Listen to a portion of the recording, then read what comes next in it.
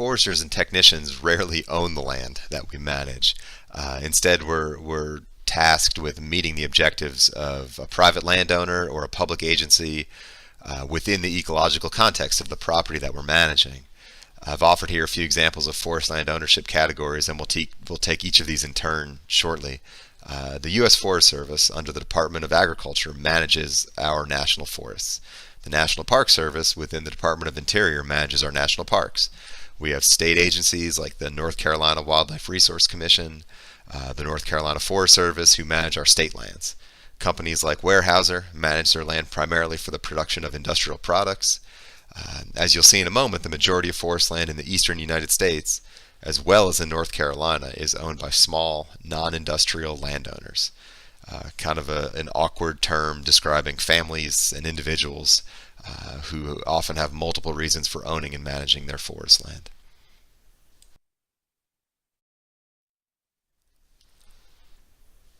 This slide here shows a breakdown of forest land ownership in North Carolina by category.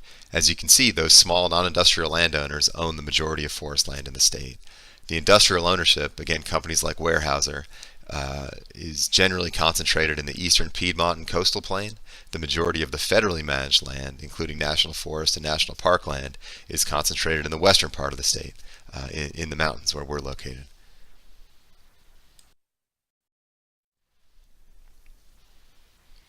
So here's a look at a section of Pisgah National Forest in western North Carolina. There are a few important things to recognize here from the beginning. Our national forests, managed by the U.S. Forest Service, are by law multiple use in nature. They were in fact created, as we'll see in next week's module, to provide society with multiple benefits.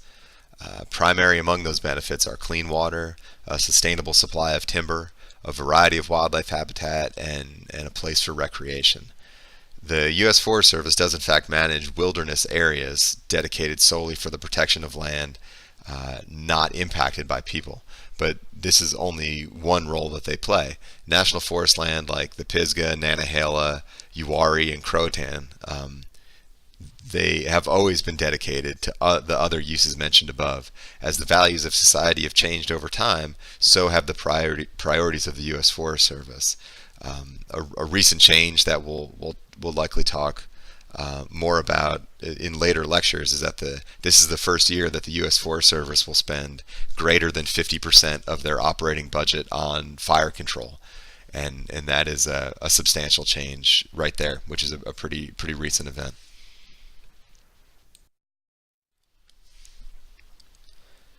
Our national parks, managed by the Park Service under the Department of the Interior, were created for entirely different reasons. The parks were essentially created for recreational enjoyment, to preserve to the greatest extent possible native ecosystems and the natural processes that maintain them. They don't cut timber in national parks. It is the national forests and the national parks operate under two completely different mission statements.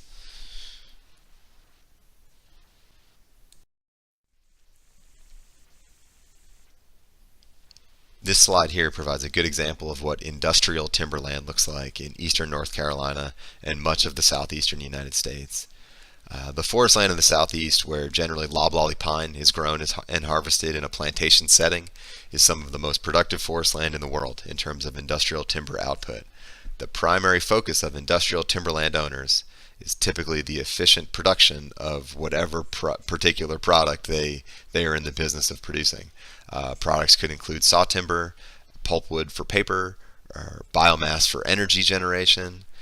The primary focus of large industrial timberland investment groups is generating an acceptable financial return through the harvesting of timber, a return that they can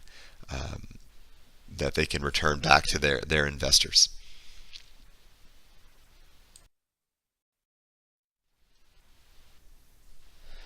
The image here is of a large group selection harvest on private land in western North Carolina.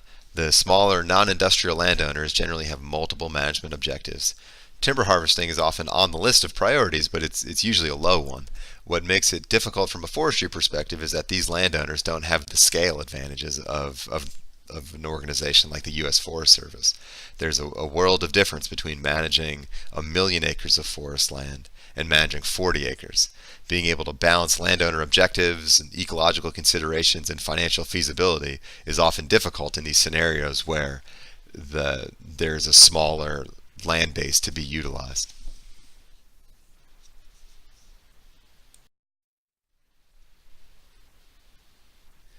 As we wrap up the lecture, I wanted to make sure that we address the importance of forest land in some very specific terms. First, as a building material, it's very difficult to find a more durable, cost-effective, and ecologically responsible material to use. Trees, unlike steel, grows back if the forests from which they were harvested are managed sustainably. The ecosystems that support trees, even high production plantations, like we saw in the industrial timberland owner slide, are ecologically more diverse than those that would replace forests if we were to switch to an alternative fiber source. Something like picture plantations of bamboo or hemp even. So it's important to recognize that not only are trees something that we can utilize as a building material or as a source of fiber, it's something that we should utilize from an environmental responsibility perspective.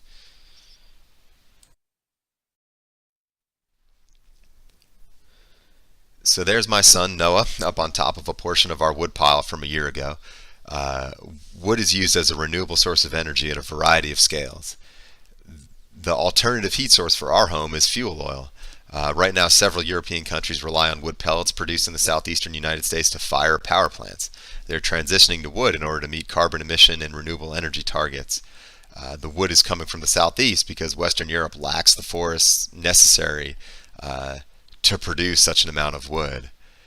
Now, the burning of wood certainly emits CO2, but there's no denying the renewability of the resource and the fact that trees sequester carbon during photosynthesis while they grow. Long term, I don't think the burning of woody biomass for fuel on a large scale is the sole answer to our energy or climate problems, but it's certainly preferable to all other non-renewable sources of energy at this point.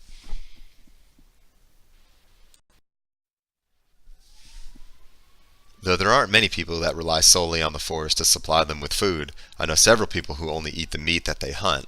Also people who collect blueberries, blackberries, ramps, mushrooms to supplement the food they purchase at the grocery store. So the importance of forest land as a food source is pretty big.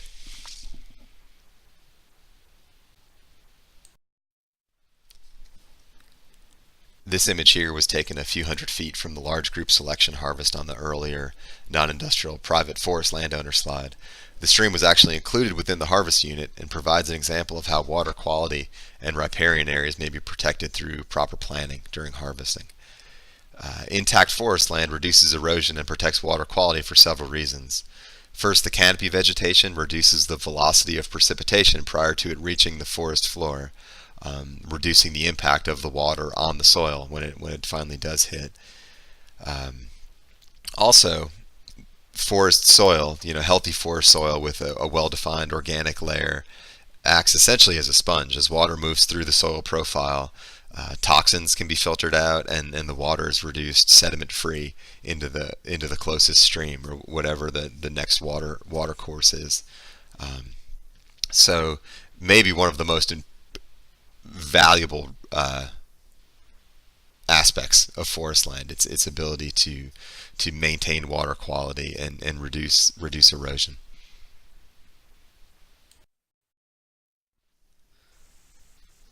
Erosion refers to the movement of soil, whether that movement's a result of water movement or wind.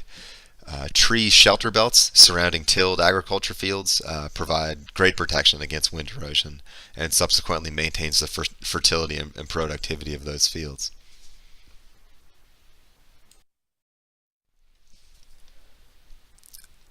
Coastal maritime forest land often provides an important storm surge buffer between developed areas inland and the ocean, reducing the likelihood of kind of large-scale flooding. The biggest threat to these coastal forests is their conversion to other uses like residential or commercial development. When they are converted to other uses, what results is a harder edge between the inland areas and the ocean, often greatly increasing the chances of flooding during storm surge events like hurricanes.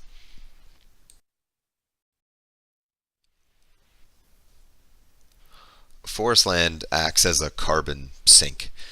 Through the process of photosynthesis, trees take in carbon dioxide and store carbon and release oxygen. There's scientific consensus that the elevated level of carbon dioxide, or CO2, in our atmosphere is contributing to a changing climate. Carbon sequestration, the ability of trees to take in that carbon and store it, is an interesting ecological benefit, because it is also one that's bought, sold, and traded as a commodity with a financial value. In the United States, California is the only state that currently has an established what they call a cap and trade system for carbon emissions. Companies that emit carbon as a course of business have a cap on how much they can emit over a particular amount of time. They may exceed that cap if they purchase carbon credits from another source. Under this program, managed by the California Air Resources Board, a cap business entity may elect to buy carbon credits from a forest landowner who has inventoried and documented an accepted level of carbon stored in their forest. Though the program is in California, capped businesses may elect to purchase credits from any forest landowner in the country with a project registered within the state. So this is sort of an emerging new value, or a new financial value, of forest land that was pretty much unheard of several decades ago.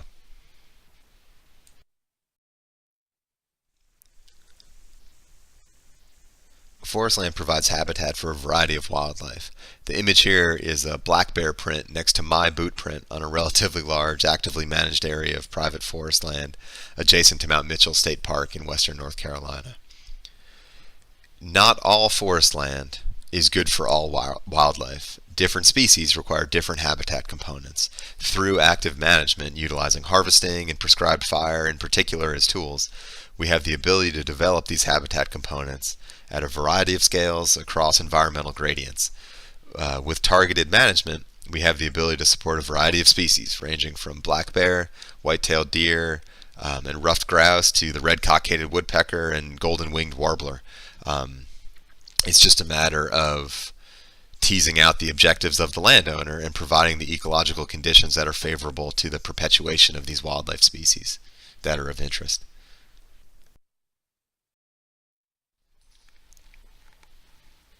So in my opinion, I saved the best slide here for last. This is my daughter Maggie fishing in Sebago Lake, which is a large lake in western Maine, surrounded in its entirety by state and private forest land.